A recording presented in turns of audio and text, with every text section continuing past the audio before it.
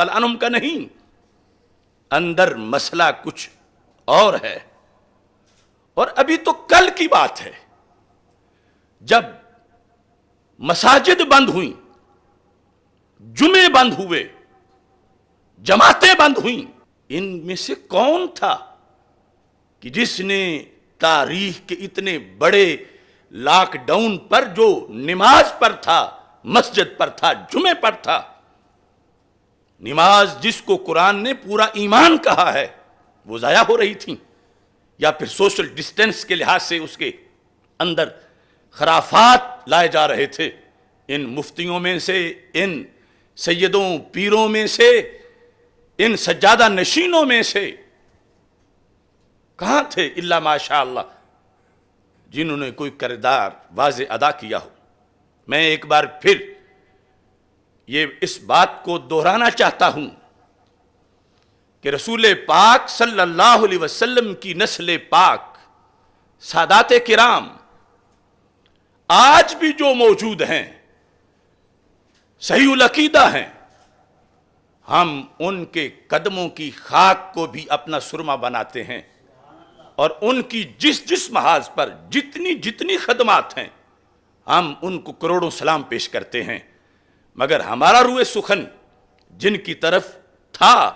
وہ جانتے ہیں کہ ہم کن سے بات کر رہے ہیں، اور کس مقام پر انہوں نے غفلتوں کا ارتکاب کیا، اور کہاں کہاں ان لوگوں نے بد اعتقادی اور بد عقیدگی کو عروج دیا۔ اب میں وہ الفاظ خط کے پڑھنا چاہتا ہوں۔ بسم اللہ الرحمن الرحیم والصلاة والسلام علی رسولہ الکریم۔ مملکت خداداد پاکستان کے اہم ترین عہدوں پر فائز صدر پاکستان، وزیر اعظم Pakistan, chief of army staff اور چیف جسٹس آف پاکستان کے نام میرا یہ پیغام ہے، اس لیے کہ وہ اہم عہدوں پر فائز ہیں اور اس ملک کی حفاظت ان کی ذمہ داری ہے۔ اسلام اور استحکام پاکستان کے خلاف آج ایک بہت بڑی سازش ہو رہی ہے، شاید پاکستان کی تاریخ کی وہ سب سے بڑی سازش ہو، جس کا فوری سد باب کرنا ضروری ہے۔ غیر ملکی اور باطل قوتوں کی اشیرباد سے ایک معاملہ مسلسل آگے بڑھایا جا رہا ہے۔ صورتحال یہ ہے کہ پاکستان کے طول و عرض میں کئی فرقوں کے لوگ، بالخصوص ایک ہمارا مخالف فرقہ جو ہے، اس کے ذاکر، اس کے مذہبی لیڈر مسلسل اللہ تعالی جل جلالہ کی شان میں گستاخیاں کر رہے ہیں، یہاں تک کہ کہا جا رہا ہے کہ رب ذوالجلال معاذ اللہ سیدہ پاک کے قدموں کی مٹی میں چھپا ہوا ہے۔ یہ کفریات بکے جا رہے ہیں کہ حضرت مولا علی رضی اللہ تعالی عنہ تو اللہ کا بھی رازق اور خالق ہے۔ یہ کہا جا رہا ہے کہ مولا علی رضی اللہ تعالی عنہ نبیوں کے برابر ہی نہیں، نبیوں سے افضل ہیں۔ سیدنا صدیق اکبر رضی اللہ تعالی عنہ کو معاذ اللہ ظالم اور کافر کہا جا رہا ہے۔ یہ سلسلہ مسلسل جاری ہے توہین کا، اور ایسے ہی حضرت محمد مصطفیٰ صلی اللہ علیہ وسلم کی ناموس پہ حملہ ہو رہا ہے، بالخصوص اسی فرقے کی طرف سے ہمارے آقا صلی اللہ علیہ وسلم کی ختم نبوت پہ حملہ ہو رہا ہے ان کی کتابوں کے حوالوں کے مطابق، اور ساتھ ہی اسی فرقہ کی طرف سے اہل بیت اطہار رضی اللہ تعالی عنہم اور خلفائے راشدین اور دیگر صحابہ رضی اللہ تعالی عنہم اور ائمہ امت کے بارے میں گستاخیاں کی جا رہی ہیں۔ ان مبینہ اور اعلانیہ گستاخیوں کے سلسلہ کی روش پر آگے بندہ ناچیز نے ایک کردار ادا کرنے کا فیصلہ کیا، اور سال ہا سال سے وہ کردار اللہ کے فضل سے میں ادا کر رہا ہوں کہ میں نے ان کی غلطیوں کو اجاگر کیا، میں نے ان کو دعوت اصلاح دی، میں نے ان کو توہین اور گستاخیوں کے رستے سے باز آنے کے لیے کہا، اور یہ سب کچھ میں نے اپنے ایمان کی حفاظت کے لیے کہا، کیونکہ ایسے ایسے کفریات تھے کہ ان پر چپ رہنے والا بھی اپنا ایمان نہیں بچا سکتا۔ اور امر بالمعروف اور نہی عن المنکر کا جو فریضہ ہے اسلام میں، اس کو ادا کرتے ہوئے میں نے ان لوگوں کی اصلاح کے لیے حق کا پرچم بلند کیا، مگر اس فرقے نے اپنی روش بدلنے کے بجائے میرے خلاف پراپیگنڈے کا بازار گرم کر دیا، اور ایک غیر ملکی قوت کے اشارے پر، جو انہی کے نظریات کی حکومت ہے، ان کے کہنے پر، اور پھر پاکستان کے اندر جو اس مخالف فرقے کے حلیف ہیں بنے ہوئے اہل سنت و جماعت میں سے، جو داتا صاحب کے نام پہ سواریاں بٹھاتے ہیں اور گامے شاہ اتارتے ہیں، ان سب نے اکٹھے ہو کر ہمارے خلاف پراپیگنڈا کرنا شروع کر دیا۔ اسی دوران اب تک ٹی وی چینل پر سیفی علی نامی خاتون جو ہے، اس نے باغ فدق کے حوالے سے خلیفۃ الرسول بلا فصل امیر المومنین سیدنا صدیق اکبر رضی اللہ تعالی عنہ پر معاذ اللہ وہ لفظ بولے جن کا مطلب واضح طور پر ظالم تھا، جن کا مطلب یہ تھا کہ حضرت صدیق اکبر رضی اللہ تعالی عنہ کے دربار میں واضح طور پر کہا کہ انصاف نہیں ملا سیدہ طیبہ طاہرہ رضی اللہ تعالی عنہا کو و سلام اللہ علیہا کو۔ پھر چند ذاکروں نے تو معاذ اللہ کافر تک کے لفظ بولے مسئلہ فدق کے لحاظ سے، تو بندہ ناچیز نے اس کے جواب میں اپنے مرکز صراط مستقیم کے اندر تاریخی عدالت سیدنا صدیق اکبر رضی اللہ تعالیٰ عنہ سیمینار کا انعقاد کیا، جس میں تقریباً 7 گھنٹے قرآن و سنت کے قطعی دلائل دیے، اور یہ ثابت کیا کہ حضرت صدیق اکبر رضی اللہ تعالیٰ عنہ کا باغ فدق کے بارے میں جو فیصلہ تھا وہ مبنی بر انصاف تھا، وہ قرآن و سنت کے مطابق تھا، اور اس فیصلے کو تمام اہل بیت اطہار رضی اللہ تعالیٰ عنہم نے بھی تسلیم کیا، اور تمام صحابہ کرام رضی اللہ تعالیٰ عنہم نے بھی اس فیصلے کی حمایت کی۔ اس کے بعد 28 فروری 2020 موضع کڑیاں والا ضلع گجرات میں ہم نے اسی مقصد پر کہ جو معاشرے میں بدعقیدگی اور کفریات پھیلائے جا رہے تھے، ان کے خاتمے کے لیے شان حضرت مولا علی رضی اللہ تعالی عنہ سیمینار کا انعقاد کیا، اور اس میں اصول اہل سنت کے مطابق مسئلہ باغ فدق کے لحاظ سے مخالفین کے جو سیدنا صدیق اکبر رضی اللہ تعالی عنہ پر الزامات تھے، اس کا جواب دیا۔ بالخصوص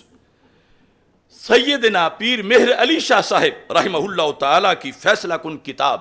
تصفیہ ما بین سنی و شیعہ، اس سے ایک اقتباس پیش کر کے کہ پیر صاحب نے کہا کہ یہ لوگ حضرت صدیق اکبر رضی اللہ تعالیٰ عنہ پہ آیت تطہیر کی وجہ سے یہ اعتراض کرتے ہیں، اور اس کا یہ جواب ہے۔ میں نے وہ اقتباس بھی اپنی اس گفتگو کے اندر پیش کیا۔ یہ سب کچھ اس مجبوری کے لیے تھا کہ مخالف فرقہ کے لوگ باغ فدق کے فیصلے کو اس لیے غلط کہہ رہے تھے کہ الصدیقۃ الکبریٰ سیدہ فاطمہ رضی اللہ تعالی عنہا کے لحاظ سے وہ یہ کہہ کر کہ وہ تو معصومہ تھیں، چنانچہ آپ کا دعوی فدق تو مبنی بر خطا نہیں ہو سکتا تھا، جبکہ حضرت صدیق اکبر رضی اللہ تعالی عنہ معصوم نہیں تھے، تو اس لیے سیدہ پاک رضی اللہ تعالی عنہا و سلام اللہ علیہا کا دعویٰ فرما دینا، مطالبہ فرما دینا، اس کے مطابق حضرت صدیق اکبر رضی اللہ تعالیٰ عنہ پر لازم تھا، کیونکہ قول فاطمہ قول نبی علیہ السلام کی طرح ان کے نزدیک، تو لازم تھا کہ یہ فدق سیدہ طیبہ طاہرہ رضی اللہ تعالی عنہا کے تملیکاً ملک کے لحاظ سے سپرد فرما دیتے، لیکن انہوں نے کہا معاذ اللہ معصومہ کے مانگنے پر غیر معصوم کا نہ دینا، انہوں نے کہا یہ ظلم ہے، اور جو ظلم کرے وہ ظالم ہوتا ہے. اور لا ینال عہد الظالمین آیت ہے کہ جو ظالم ہو اللہ تعالیٰ فرماتا ہے میرا عہد یعنی نبوت اور نبوت کے بعد کی خلافت ان لوگوں کو نہیں ملتی. اس بنیاد پر یہ تھا کہ ہم جب وہ کہہ رہے تھے چونکہ خطا کر ہی نہیں سکتی، چونکہ معصومہ ہیں، چونکہ خطا کر ہی نہیں سکتی، لہذا ان کا مانگنا ہی اس بات کی دلیل ہے کہ صدیق اکبر رضی اللہ تعالیٰ عنہ نے ظلم کیا ہے معاذ اللہ. تو یہ ہم نے کہا کہ ہم مطلقاً شان سیدہ فاطمہ رضی اللہ تعالی عنہا بیان کرتے ہوئے کسی لحاظ سے آپ کی طرف خطا کی نسبت کرنے کو جائز نہیں سمجھتے. باغ فدق بھی بیان کرتے ہوئے مسئلہ ہم صرف یوں ہی بیان کرتے آئے ہیں اور کرتے رہے ہیں کہ سیدہ طیبہ طاہرہ رضی اللہ تعالی عنہا نے مطالبہ فرمایا. حضرت صدیق اکبر رضی اللہ تعالی عنہ نے حدیث مصطفیٰ صلی اللہ علیہ وسلم پیش کی تو حضرت سیدہ طیبہ طاہرہ رضی اللہ تعالی عنہا خاموش ہو گئیں اور انہوں نے اپنے ابا جان صلی اللہ علیہ وسلم کا فرمان قبول فرما لیا. یہ تیسرا مرحلہ تھا کہ جہاں جواب میں ہم نے سوال کو پیش نظر رکھنا تھا. تو اس بنیاد پر وہ جس اینگل پر اعتراض کر رہے تھے اسی پر حضرت سیدنا پیر مہر علی شاہ صاحب رحمۃ اللہ علیہ نے جواب دیا. اور تاریخ میں جب بھی اس الزام کا جواب دیا جائے گا تو میں سمجھتا ہوں کہ حضرت سیدنا پیر مہر علی شاہ صاحب رحمۃ اللہ علیہ سے بہتر نہیں دیا جا سکتا. یعنی اور یہ سوچنے کی بات ہے آج جتنے لوگوں کو اس سلسلہ میں غلط فہمی ہوئی اور مغالطہ ہوا، اگر انہوں نے کاش کبھی ان ظالموں کے مقابلے میں خود جواب دیا ہوتا اس دلیل کا تو ان کو پتا ہوتا کہ محاذ جنگ پہ کھڑے فوجی کی کیا کیا مجبوریاں ہوتی ہیں اور کیا کیا حالات ہوتے ہیں. عمومی حالات میں اور حالات جنگ میں فرق ہوتا ہے. ان کو کبھی میسر ہی نہیں آیا تھا. لیکن سلام ہو گولڑے کے تاجدار کو کہ جنہوں نے اور دیگر اکابر نے، صرف وہ نہیں، انہوں نے اس مقام پر کہ جب وہ لوگ رسول پاک صلی اللہ علیہ وسلم کے خلیفہ اول کو ظالم اور کافر قرار دے رہے ہیں اور یہ کہہ کے کہتے ہیں کہ وہ تو خلافت کے ہی اہل نہیں اور وہ تو معاذ اللہ ظالم ہے اور ظالم کا اکٹھا کیا ہوا پھر قرآنی معتبر نہیں، تو پھر ان کے اس اعتراض کو برقرار رہنے دینے سے پیچھے بچتا کیا ہے؟ سارا قرآن غیر مستند، کیونکہ امیر المومنین کی خلافت ہی جب صحیح نہیں اور وہ معاذ اللہ ظالم ہیں تو ان کا جمع کیا ہوا قرآن پھر صحیح کیسے ہوگا؟ پھر تو یہ آئے گا کہ پتہ نہیں انہوں نے کیا کیا شامل کر دیا، کیا کیا خارج کر دیا.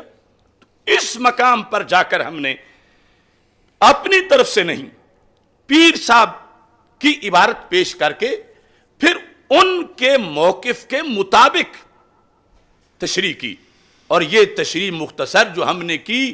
کوئی بھی شخص پوری دنیا میں، میرا چیلنج ہے کہ پیر صاحب والا سوال کر کے اور پیر صاحب والا جواب دے کے اور اس کی تشریح کر کے پھر میری تشریح کو غلط ثابت کر دے. شرعن اصولاً کسی لحاظ سے بھی اس میں کوئی سکم نہیں تھا نہ ہے. اب اس سلسلہ کے اندر وہ جو الفاظ ہیں ایک بار میں پھر پڑھ دیتا ہوں. تصفیہ ما بین سنی و شیعہ صفحہ نمبر 46. قبلہ پیر صاحب رحمہ اللہ تعالی ارشاد فرماتے ہیں اس موضوع پر ایک اور دلیل جو فریق مخالف کی طرف سے دی جاتی ہے، یہ خط میں نے اقتباس شامل کیا ہے، وہ یہ ہے کہ اللہ تعالیٰ نے بموجب آیت تطہیر اہل بیت اطہار علیہم رضوان کو پاک گردانا ہے. یہ مخالفین کا سوال سید صاحب دہرا رہے ہیں. لہذا سیدۃ النساء رضی اللہ تعالی عنہا فدق کا دعویٰ کرتے ہوئے یہ خاص وقت کی بات ہو رہی ہے اور یہ ماضی میں ہو چکا ہے دعویٰ. یہ اس لیے میں کہہ رہا ہوں کہ اس کیٹاگری کے لحاظ سے جب آگے لفظ امکان بولا جائے گا تو اس امکان کا مطلب کیا ہوگا. تھوڑی سی تشریح میں کر دوں. آج اگر دو بندے آپس میں جھگڑ رہے ہوں کس مسئلہ میں؟ کہ سیدنا آدم علی نبینا و علیہم الصلاۃ